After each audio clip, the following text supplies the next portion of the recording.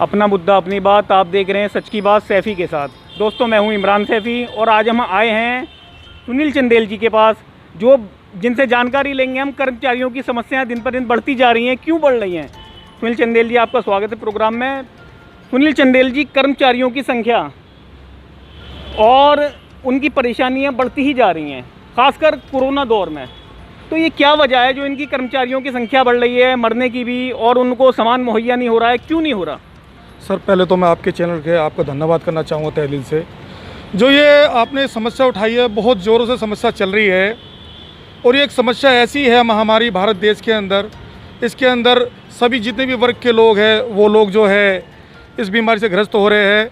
यहाँ तक भी है जो हमारे कोरोना योद्धा है, सफाई कर्मचारी है, वो भी इसके अंदर इस बीमारी के अंदर लिप्त हो रहे हैं। इसका कारण ये है कि उन्हें जो है सही जो उपकरण है उन्हें मुहैया नहीं हो पा रहे, ना मास्क मिल पा रहे सही समय पे, ना उन्हें पीपी किट मिल जा रही है। जैसे ही मामला आज मेरे संज्ञान में आया है कि आज जो हमारी जेल है वहाँ पर हमारे कर्मचारी को लगाया गया है और उन्हें बिना पीपी किट के और बिना सुविधा के वहाँ पर काम किया जा रहा है। जिस जैसे कि मुझे पता चला वहाँ पर जो कैदी है कुछ लोग वहाँ पर कोरोना से पीड़ित है, इसलिए मुझे शिकायत आई थी और इसीलिए मैंने आपको संपर्क किया कि हमारे जो कर्मचारी हम काम करें, कम से कम उन्हें पीपी किट मुहैया की जाए जिससे कि बचाव हो सके उनका और उनके परिवार का। सर सुनील जी, हम एक बात पूछना चाहेंगे, ये आप किसकी कमी मानते हैं? आप प्रशासन की कमी मानते हैं या भ्रष्ट अधिकारियों की कमी मानते हैं? एक सामान मुहैया क्यों नहीं करा पा रहे?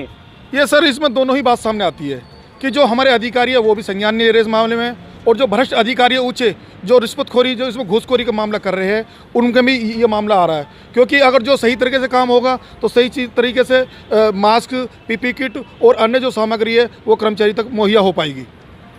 और एक बात सुनील जी, जैसा कि जानने में आया है 240 हाजिरी के बाद कर्मचारी को पक्का हो जाना चाहिए जी। आज कर्मचारी इतनी बुरी व्यवस्था में है, उनकी सैलरी बहुत कम है कच्चे कर्मचारियों की, तो क्या उन्हें पक्का नहीं होना चाहिए? सर देखिए, यहाँ पर ये भारतवर्ष है, सबको अपनी आवाज़ उठाने का हक है कि यहाँ पर जो है जो आपने 240 हाजिरी की बात की है सर, यहाँ पर तो ऐसा भी है जो सर 1996 से कर्मचारी लगे हुए आ रहे हैं, वो अभी तक पक्के नहीं हुए हैं।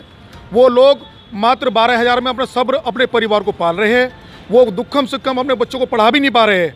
हमें इस बात के लिए बहुत ज़्यादा खेद है क्योंकि डिपार्टमेंट उनकी सुध नहीं ले रहा है।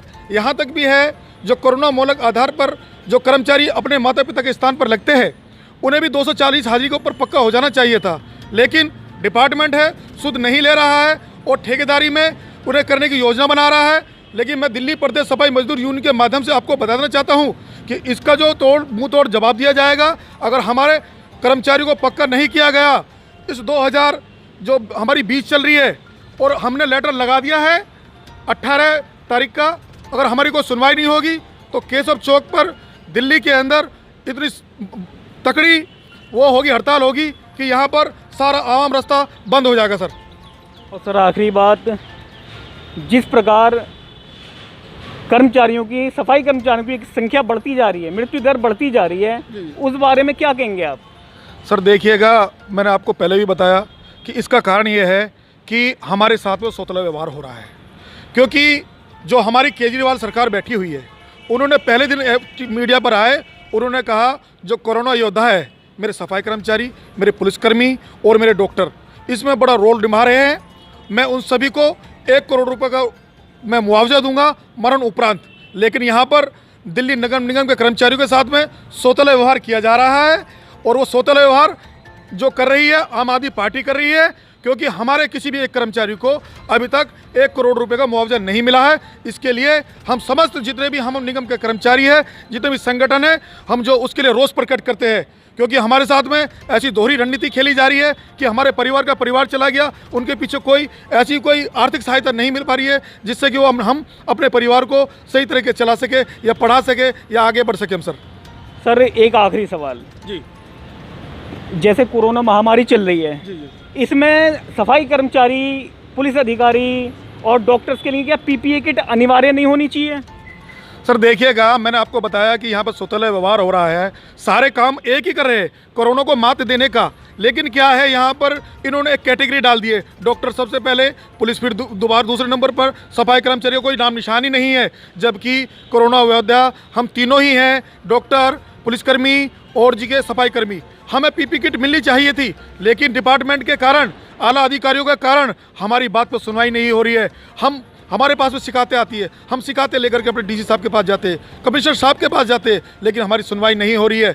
इसी बात को देखते हुए 18 तारीख जो आ रही है, इस पर विशाल प्रदर्शन होना तय हुआ है। अन्यथा इससे पहले निगम जागरूक हो जाए कि हमारे जितने भी कर्मचारी हैं जिनके साथ में अत्याचार हो रहा है, उनके लिए पीपी किट अनिवार्य होनी चाहिए, और मास्क वगैरह, सैनिटाइजर वगैरह। आधे कर्मचारी हमें कहते हैं, जो कच्चे कर्मचारी है वो कहते हैं सर हमें तो मास्क भी नहीं मिलता, और जी कोई पीपी किट नहीं मिली हमें, हमें ऐसे कोई कैप वगैरह नहीं मिल रही हमें। तो इसलिए हमें बहुत ज़्यादा दुख है इस बात के लिए हमें।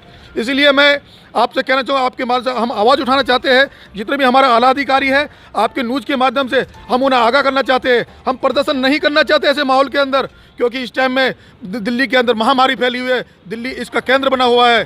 तो हम नहीं चाहते कि हम यहाँ पर प्रदर्शन करें, लेकिन मजबूरी होगी हमारी बात तो सुनाई नहीं होगी, तो हमें ये प्रदर्शन करना अनिवार्य होगा। हमारे सोशल डिस्टेंसिंग को देखते हुए, ध्यान में रखते हुए ये प्रदर्शन अनिवार्य हो जाएगा सर।